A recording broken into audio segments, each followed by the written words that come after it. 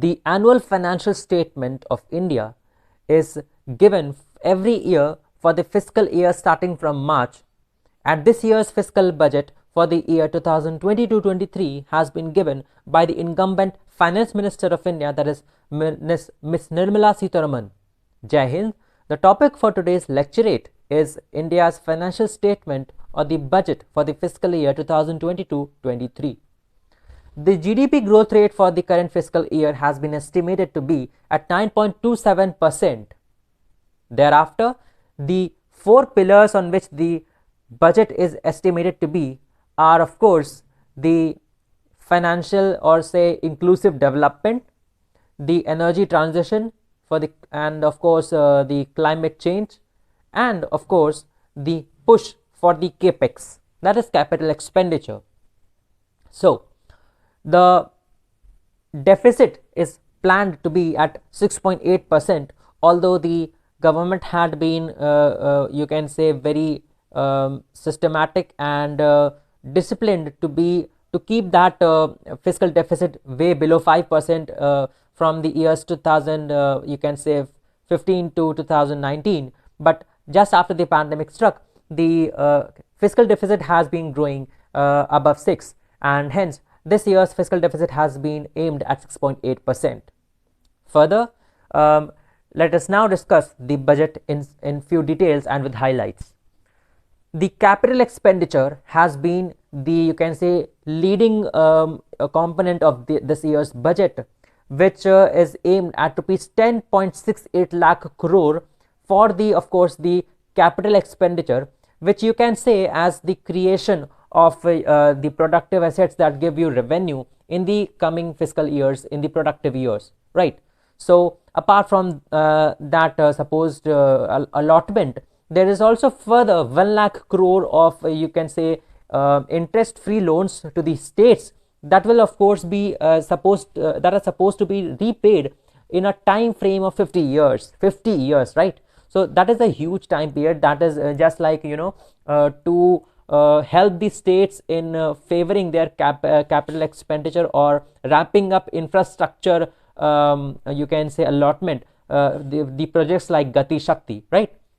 Further, there is also a highlight for the cryptocurrency, wherein, you know, government has indirectly brought in legal sanctions for cryptocurrencies, wherein they are going to tax 30% of the net revenue that people incur on cryptocurrencies you can say investment, apart from the 1% TDS. And further, the RBI is also going to bring in the digital rupee, right? So this was the cryptocurrency highlight, we can say.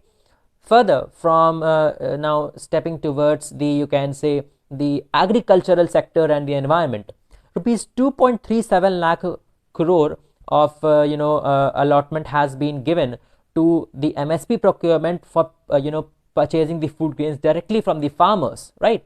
And further, what extra has the government done for the agricultural sector is the allotment for the Ken Betwa river linking project has been given, and it is worth around rupees 44,605 crores, and that will help the, you can say, the social sector by directly helping the 9 lakh farmers of the area, apart from giving of course the for the irrigation facilities, and apart from that the, you can say, drinking water for around 68 lakh people of those area. We all know the Bundelkhand region is a drought prone area with the scarcity of water, so it is really going to help the society, the social group of that area, of that society, of that people.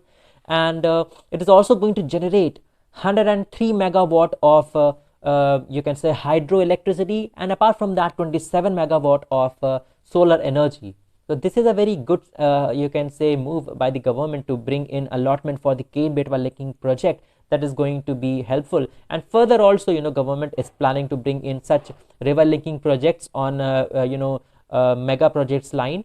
And apart from that, the budget has also brought in various climate change plans as well, wherein they have allotted around 19,000 crore investment for the PLI sector scheme for, of course, the, you can say, production of high valued effective solar PV modules, which are currently you can say imported from countries like Singapore and China. So it is going to help India, you can say, produce up to 300 gigawatts of energy, or you can say approximately 290 gigawatt of energy through solar power, solar modules, and by the year 2030, of course. So this is a very also a sort of, you can say, capital expenditure, also it is allotted under the PLI scheme. And further, for the climate or the environment sector, the government is going to issue green bonds, that is you can say debt instrument, but it is going to issue those bonds for green projects, such as, of course, the solar power panels and the wind energy power plants, such projects which are come under the green projects, right?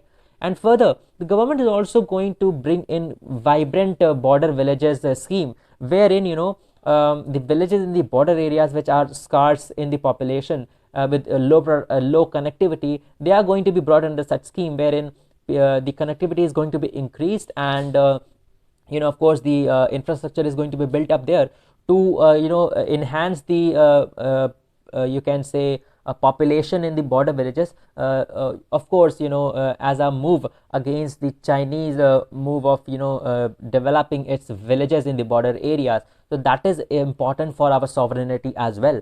So apart from that, then now let us discuss the overall analysis of the budget. See, the challenges were behind the finance minister as to how to deal with the slamp up the economy of India, wherein there we have seen a K-shaped recovery, wherein as we have already seen in the various, you can say, surveys, wherein the richest of the population of India, the richest 20%, have seen their you can say their revenue increased to about 53%, whereas the you can say the poorest of the population, the poorest 20% of the population, have seen their revenues decrease to 39%.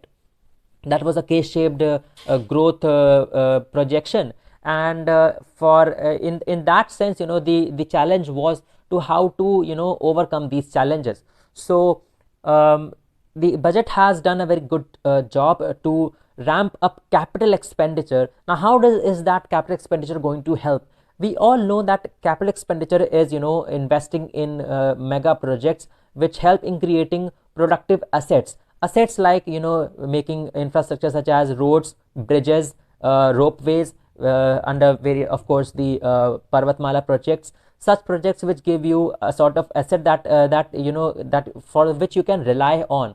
So according to various surveys and various studies, rupee spent on capital expenditure gives you you can say revenue of up to 2.5 to approx 6.5 or 7.5 in 1 to 7 years, whereas rupees spent on revenue expenditures, such as giving direct money to the farmers on MSP, will give you around 0.5 or 0.98 rupees. Yeah, so that is less than a rupee, means you're not getting a profit but a loss. So hence capital expenditure does not only give you revenue, but it also creates very eminent jobs for the, you can say, your country, for the people.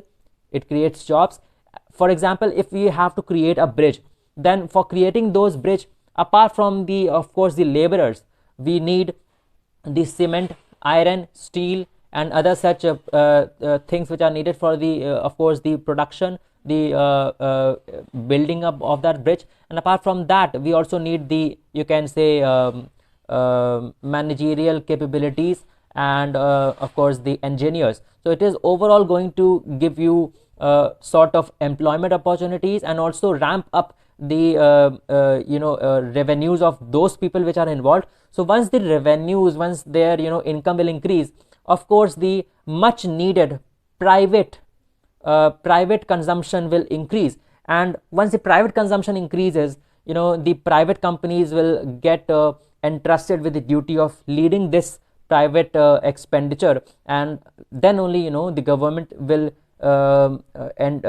leave its job of leading the current capital expenditure task and lead into other various assets of the economy, and then the private company will be incumbent to lead the group, and thereby this is the sort of virtuous cycle of growth which India is projecting with its budget, and hope so the budget will prove its worth in the coming financial year. Thank you.